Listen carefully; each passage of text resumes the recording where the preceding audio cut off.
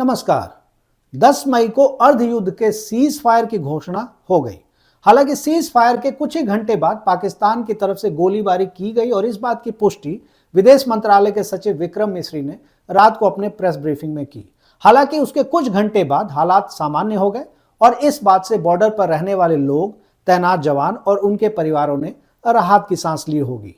एक सच्चाई हमेशा याद रखिए, शस्त्र विनाश करता है और शास्त्र विकास। जवान युद्ध करता है, बिना सवाल के करता है, लेकिन चाहता नहीं है। वीडियो को पूरा देखिएगा क्योंकि जो सवाल हम पूछ रहे हैं वो चाटुकार मीडिया नहीं पूछेगा। और वीडियो अच्छा लगे तो सब्सक्राइब भी कर लीजिएगा। मगर क्या चाटुकार मीडिया और उनके एंकर को सीज फायर की खबर से शांति मिली होगी?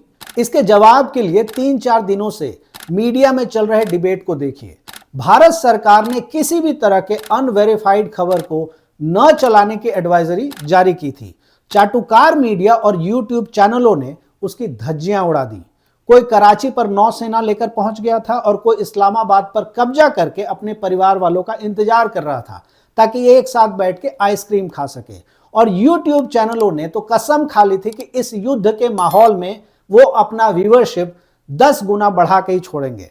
और ये सारा खेल सिर्फ अपने टीआरपी और व्यूअरशिप के लालच में खेला गया था। By sources, a major attack by the Indian Navy targeting Karachi, and the Indian Navy is far superior than Pakistan. लेकिन माफ कीजिएगा, इन सब के पीछे आप दर्शकों का भी हाथ है। आप सिर्फ वो चैनल देखना चाहते थे जो हर समय आपको युद्ध के लिए उकसा रहा था। और इसका सबूत यह है कि कूड़ा दिखाने वाले चैनल्स का व्यूअरशिप इस दौरान 10 गुना तक बढ़ा। उधर सरकार ने 8 मई को 8000 से भी ज्यादा एक्स यानी ट्विटर अकाउंट बंद करने का आदेश जारी कर दिया। और इस आदेश में जाना माना और प्रतिष्ठित online news portal the wire भी शामिल है।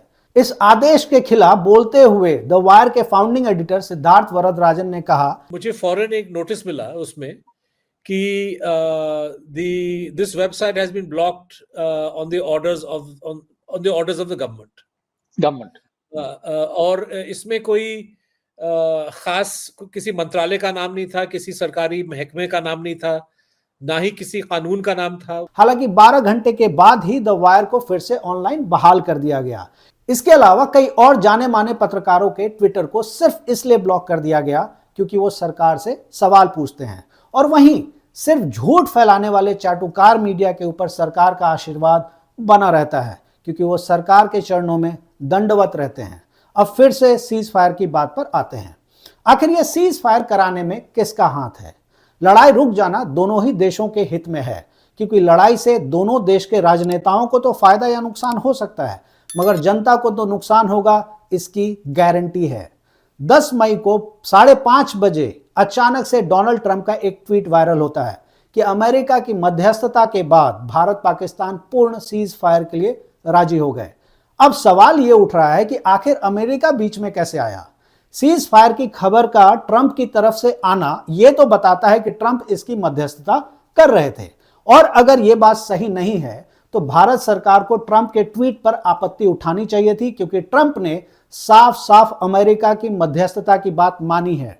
ट्रंप के टेक्स्ट में साफ लिखा है, after a long night of talks mediated bye United states. जबकि 1972 के शिमला समझौते के तहत भारत पाकिस्तान के किसी भी तरह के विवाद में कोई तीसरा नहीं आएगा। उधर एएनआई की स्मिता प्रकाश ट्विटर पर लिखती हैं कि no third country, India and Pakistan. उनके ट्वीट का मतलब है कोई तीसरा देश नहीं है, भारत और पाकिस्तान है। तो फिर स्मिता प्रकाश ही इस बात पर प्रकाश डाल दें कि ट्रंप की मध्यस्थता वाली ट्वीट के बाद सरकार ने इसका खंडन क्यों नहीं किया। पहले भी ऐसा रहा है कि दूसरे देश भारत और पाकिस्तान को एक टेबल पर बैठने के लिए समझाते थे, मगर ऐसा कभी नहीं रहा है कि कोई तीसरा देश साफ साफ लिख रहा हो कि उसने मध्यस्थता की है। बीबीसी के हिसाब से पाकिस्तान भारत के साथ लड़ाई तो कर रहा था, मगर उसी दौरान एनसीए यानी न्यूक्लियर कमांड अथॉरिटी की मीटिंग भी बुला रहा था। एनसीए पाकिस्तान की संस्था है जो न्यूक्लियर हथियारों से जुड़े फैसले लेती है। और जब अमेरिका को यह खबर मिली कि पाकिस्तान एनसीए की मीटिंग बुला रहा है, तब US secretary of state Marco Rubio और जेडी वांस ने भारत और पाकिस्तान के प्रधानमंत्री, दोनों ही देशों के विदेश मंत्री और दूसरे बड़े अधिकारियों से बात करके सीज फायर के नतीजे पर पहुंचे। यह बीबीसी की खबर है। मगर अमेरिका को इंडिया पाकिस्तान के बीच लड़ाई को रुकवा के क्या फायदा मिलेगा? क्या अमेरिका अब भारत और पाकिस्तान से डिफेंस डील करने की कोशिश करेगा या किसी और तरह के बिजनेस डील के लिए मजबूर करेगा? या अमेरिका ने अपने दबदबे को बनाए रखने के लिए दोनों देशों के बीच शांति की पहल की है? ऐसे बहुत सारे सवाल हैं जिसका जवाब आने वाले समय में ही मिल पाएगा। एक बात ध्यान में रखिएगा कि इंटरनेशनल पॉलिटिक्स में कोई भी देश बिना अपने फायदे के दूसरे देश को एक सुई तक नहीं देता है। इस पूरे मध्यस्थता में अमेरिका के अलावा सऊदी अरब, यूनाइटेड अरब अमीरात और इंग्लैंड की भी भूमिका रही है। मगर मध्यस्थता तब हुई है जब टेंशन बहुत ज्यादा था और सीज फायर का ऐलान भी बहुत जल्दी में हुआ है। इसलिए दोनों ही देश शांति के शर्तों को ठीक से रख और समझ पाए होंगे, इसकी संभावना थोड़ी कम है। और ऐसे में सीज फायर कितने दिन तक बना रहेगा यह देखना होगा। एक बात बहुत अहम है, भारत और पाकिस्तान जैसे देश को लड़ाई करने से तभी रोका जा सकता है जब ये दोनों देश ऐसा चाहेंगे।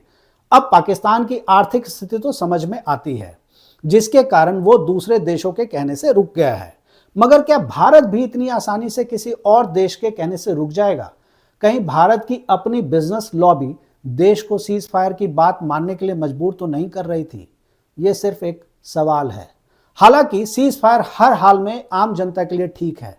उधर ट्रंप को एक मौका मिल गया कि वो भारत और पाकिस्तान के आंतरिक मुद्दे में घुस सके। उन्होंने कुछ ही घंटों में एक दूसरा ट्वीट कर दिया कि वो हजारों सालों से अनसुलझी कश्मीर की समस्या को सुलझाने के लिए तैयार है। एक होता है मानव, एक होता है महामानव और एक होता है मति मूढ़ मानव। अब इस मति मूढ़ मानव को कौन समझाए कि कश्मीर की समस्या हजारों सालों से नहीं है, बल्कि पिछले कुछ सालों से ही है और भारत इसे सुलझा लेगा। अपनी बुद्धि लगाने के लिए धन्यवाद। ट्रंप के फटे में हाथ डालने की आदत को भारत ने साफ मना कर दिया है, जबकि पाकिस्तान हमेशा की तरह चाह रहा है कि कोई तीसरा पक्ष मिल जाए जो उसका रोना सुन सके। उधर इस सीज फायर के ऐलान के बाद भारत में लड़ाई को उन्माद में बदलने के लिए उतारू लोगों ने विक्रम मिस्री और उनके परिवार को ट्विटर और दूसरे सोशल मीडिया पर उसी गंदगी को दिखाया जो कुछ दिन पहले सुप्रीम कोर्ट के जज डीवाई चंद्रचूड़ और हिमांशी नरवाल को दिखाया था।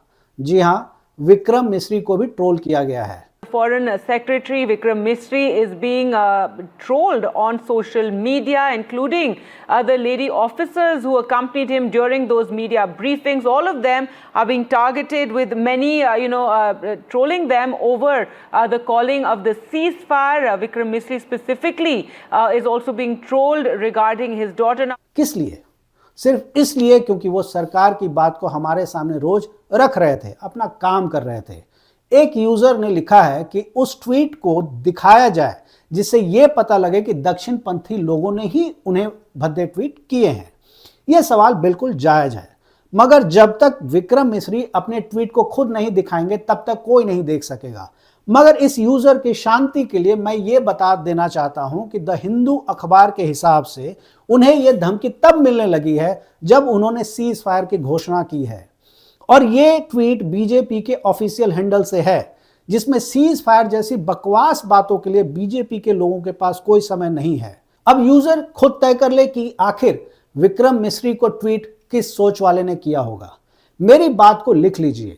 जिस ट्रोल आर्मी की फार्मिंग बीजेपी ने अनकहे तरीके से और आधिकारिक रूप से की है, हमने होने दी है, उससे कोई नहीं बचेगा। जिसने फार्मिंग शुरू की है वो भी नहीं।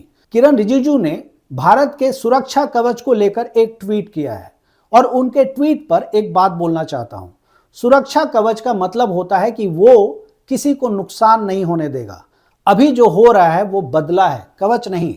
अटैक टू डिफेंस में आपके लोग मारे जाते हैं, आप सिर्फ उसका बदला लेते हैं, जबकि सरकार का काम होना चाहिए लोगों को बचाना और बिल्कुल अंतिम स्थिति में बदला लेना। लेकिन अभी सरकार का काम उल्टा चल रहा है। आने वाले कुछ दिनों में पाकिस्तान के अटैक से ज्यादा डर अब देश में होने वाली राजनीति की है, जिसमें बीजेपी का आईटी सेल सेना को किनारे लगा के या उसको मुखौटा बना के इस बात का जवाब नहीं देगी कि पुलवामा कैसे हो गया, इस बात का जवाब नहीं देगी कि पहलगाम की सिक्योरिटी में चूक कैसे हुई। वो सिर्फ सेना के काम को मोदी के नाम पर दिखाएगी और आप लोग देखेंगे, क्योंकि सवाल करना तो आपने छोड़ दिया है। इस वीडियो को एक पैकेज की तरह आप तक पहुंचाने में मेरी मदद राहुल सेठी, हितेश सिंह और गुरिंदर ने की थी। धन्यवाद।